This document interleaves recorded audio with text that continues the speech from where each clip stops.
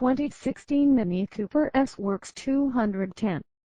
The Cooper S Works 210 is, according to Mini, the sweet spot that sits between the well-rounded Cooper S and the focused but fierce John Cooper Works. The recipe used to create the new model is relatively simple, and one we've seen before in the form of the limited run Mini 210 Challenge Edition.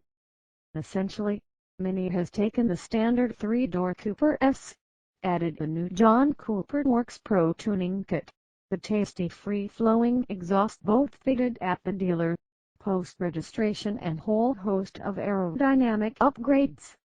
As the name suggests, these simple modifications have resulted in an increase in power, with the 210 Bishop Works packing 18 Bishop more than the standard S on which it is based.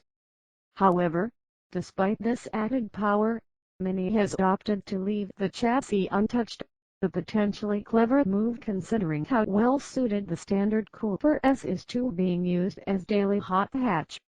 Aesthetically, the upgrades are rather subtle, with the aforementioned John Cooper Works aerodynamic kit and 17-in alloy wheels the only indicators that this is an all-new model. The first thing you'll notice is that it's loud. Unlike conventional sports exhausts, the Pro Tuning Kit JCW system comes equipped with a Bluetooth remote that allows the driver to open and close the exhaust valves on the move. With them closed, the volume is similar to that of a standard Cooper S, but with them open, the noise is more reminiscent of a Jaguar F-Type. Unsurprisingly, flap-open mode is reserved for track use. But even with the exhaust in standard mode it's still a wonderfully characterful system, popping, cracking and gurgling off the throttle.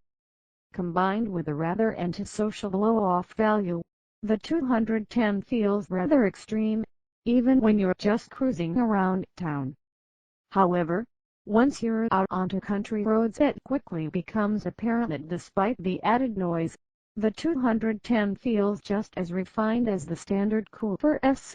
It's good enough for us to agree with Mini that the 210 really is the range sweet spot. The added power endows it with rapid real-world pace, but it's not enough to overwhelm the front tires. No official 0-62 mph times are quoted by Mini, but we'd estimate it's somewhere around 6.4-6.5 sec.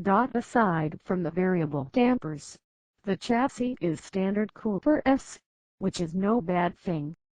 We've always been impressed with the regular car's dynamics and the same is true here.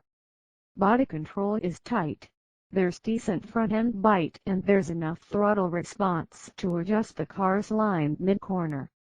Feel from the middle pedal is also excellent, even if the 210's rear end can get a little squirmy under hard braking.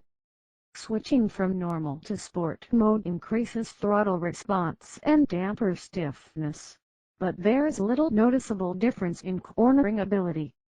You also have to contend with overly heavy steering, which masks front-end feel rather than clarifies it. As a result, we found it was better to leave the car in normal mode for day-to-day driving. Interior-wise, unlike the limited-run 30,000 pounds 210 Challenge Edition that we tested a couple of years back, Mini has opted to keep the Works 210's trim level fairly basic, a choice we're glad about. This way, the entry-level price remains reasonable, but buyers who want optional extras can upgrade to the trim level they desire. The 210 successfully combines the practicality and day-to-day comfort of a standard Cooper S with the rowdy soundtrack and impressive performance of the John Cooper Works.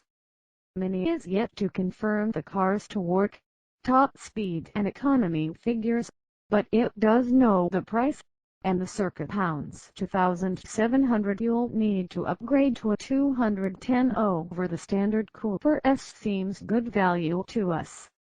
Granted, it's still not as rewarding to drive as the far cheaper Ford Fiesta Street 200 and so the Ford remains our hot hatch star.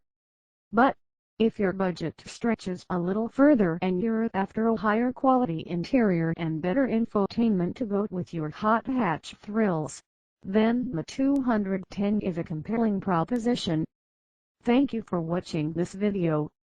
See you next time. Bye bye.